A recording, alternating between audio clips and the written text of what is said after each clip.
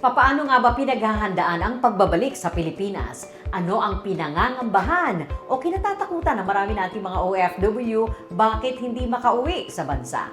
Ito po ang inyong Bantay OCW program hatid ng Bantay OCW Foundation. Ako po si Susan K.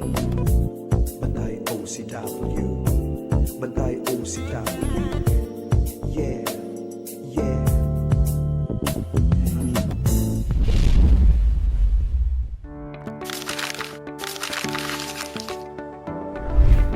Do you have a gambling problem?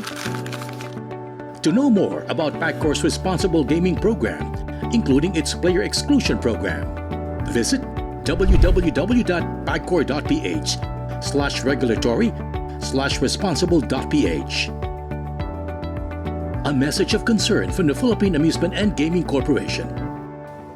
Ipagpapatuloy po natin ang pakikipagkwentuhan kay Lois Gabriel mula sa Dubai at yung kanyang pagdidesisyon na manatili na sa bansa matapos ang ilang mga taon na pagtatrabaho sa Dubai, United Arab Emirates. Ito po ang part 2 para naman sa ating usapang kabuhayan. Hi! Welcome back, Lois! Ayan, pagkwentuhan natin. Ikalawang bahagi naman ito. Ano ang nangyari kay Lois Gabriel pagkatapos ng 6 na taon, right? Yes. Na pag-abroad sa Dubai. Paano mo pinaghandaan ang pagbabalik mo? Nung nag-usap kami ni husband, syempre prepared siya, meron siyang work dito. And I also have informed my family po Aha. na uuwi ako. Okay. Para lang po ready sila. And I also have prepared myself na it will be a different setting na. Hindi ko na pwedeng gawin yung ginagawa ko before po sa Dubai na pag-alagala, ganun po. Kasi nasa Pilipinas na. At mas maghihigpit na ng sentoron kasi iba na po talaga ang magiging buhay. Ang perspektibo lang po namin na sinet talaga nung husband ko na it will be difficult in the first 3 months. So, prepare ko po talaga yung loob ko. But after that po, I'll get used to the life. Ano, nag-employo ka? Hindi, ma'am. We've decided na mag full-time mom muna po ako Okay. habang siya yung nag-work. Hanggang Ilan na ang baby nyo noon? Isa pa lang po. Okay. And then, siyempre, ma'am, career woman ako. So, hindi mo... Tsaka sanay ka may pera. Opo. Yun, tama ka Di dun, ba? ma'am. Sabi ko nga, sanay ako na meron akong pera.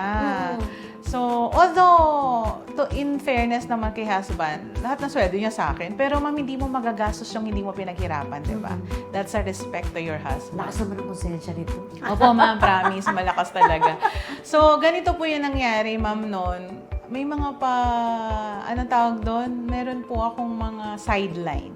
So, nag-insurance agent po ako. Okay, oo. So, nakita po yung potential ko, kaya lang ayoko po talaga ng merong, anong tinatawag doon, may quota. Na-stress po ako sa may Oo. quota. So, I also parang decided not to push through with that kind of line of work po. And then, ma'am, I started po yung sa hosting muna. Kasi yun po yung forte ko talaga, hosting. Natuto po ako dahil sa Dubai kasi tinatap po ako lagi ng boss o yung sa community namin to host Middle East Conference, mga ganun po. So, ang bigay po siguro ni Lord sa akin, ma'am, confidence. Yun po talaga yung feeling ko na binigay niya sa akin. Kapal po yung mukha ko. So, yun po, hosting. Yan So, ang kinarir mo. yes, ma'am. Started with the relatives. Pag birthday, ako na mag-host. Ganun po ako. Lakas ng loob, ma'am. Hanggang sa unti-unti, ma'am, nakikilala ng mga relatives muna.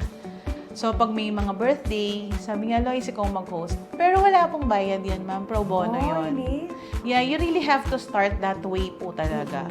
And then, siguro, ma'am, nung nag-try ako ng coordination service, dahil wala po akong team, it did not materialize po.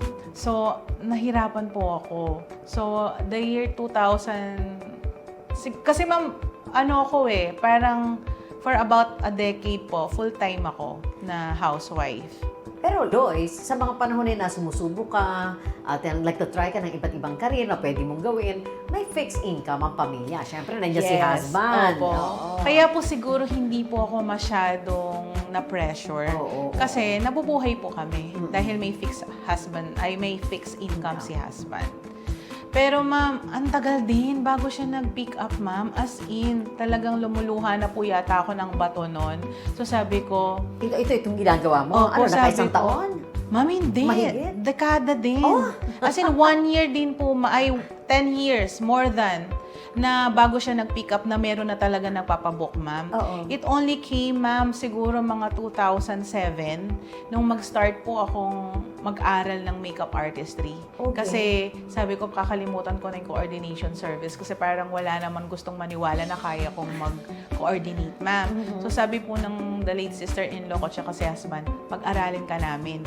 Kasi ma'am talaga na-depress po ako. Feeling ko na iwan na ako. Pero hindi mo inisip na babalik ka sa abroad? Hindi, ma'am. Never. It's never an Galing. option. Oo. It's never an option. Kasi ma'am, na-enjoy ko na sa Philippines. Yung pera natin, Oo. kabisado mo na yung budgeting. Ay, mga anak mo, kasama mo. Opo. Oo. So, you won't really think of that anymore. Yeah. So, nung pong nag-start na akong mag-aral, for a year, ma'am, nag-aral ako ng makeup artistry. So, ready na po ako na talikurin ng coordination service. Kasi parang paisa-isa lang, ma'am. Tapos parang ang dami pa reklamo nun, ang dami daw pong mga loopholes, gano'n.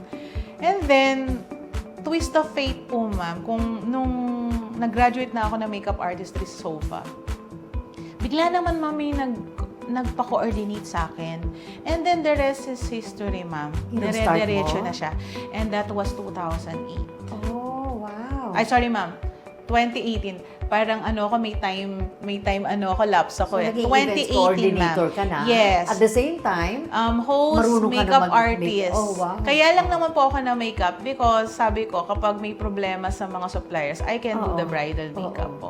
Although meron pa rin po, ma'am, hanggang ngayon. so ano to, mga kasal? Yes. Special events, debut, weddings, corporate po. Wow, congratulations. So, Thank you pwede po. nating kunin ang serbisyo ng isang Lois Gabriel. Ayan, yes. Pwede, no? Yes, pwede, ma'am. May discount ka pa. Yung mga OFW natin na nagbabalik at may mga event sila dito sa Pilipinas, isa sa problema nila yan.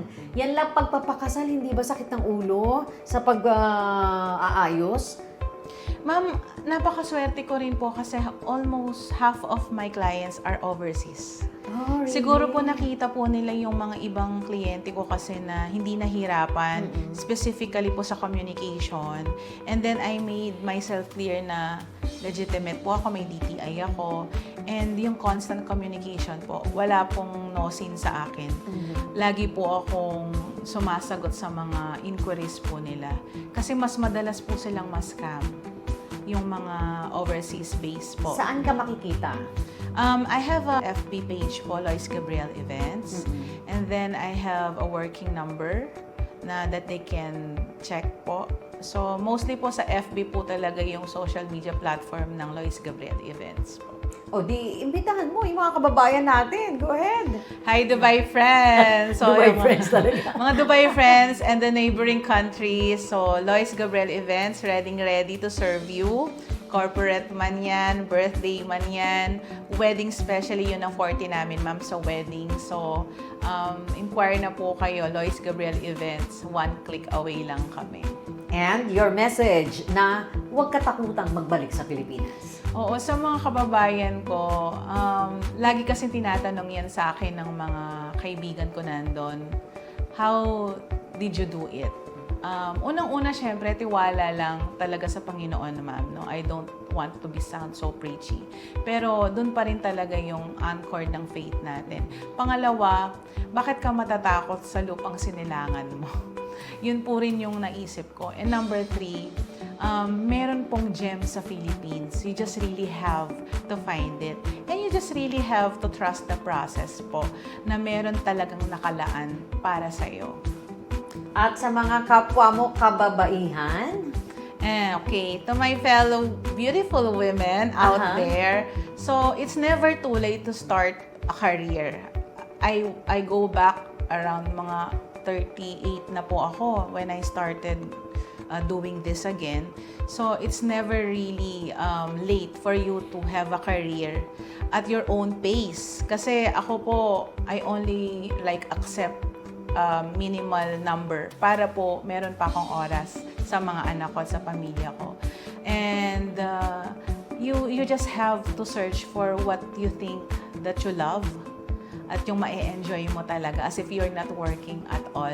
So, kayo, kayang-kaya nyo. Kung nakayanan ko, kayang-kaya nyo din. at posibleng-posible na magbalik sa Pilipinas. Ano man yung inasahan nila sa ibayong dagat, pwedeng-pwede, meron dito.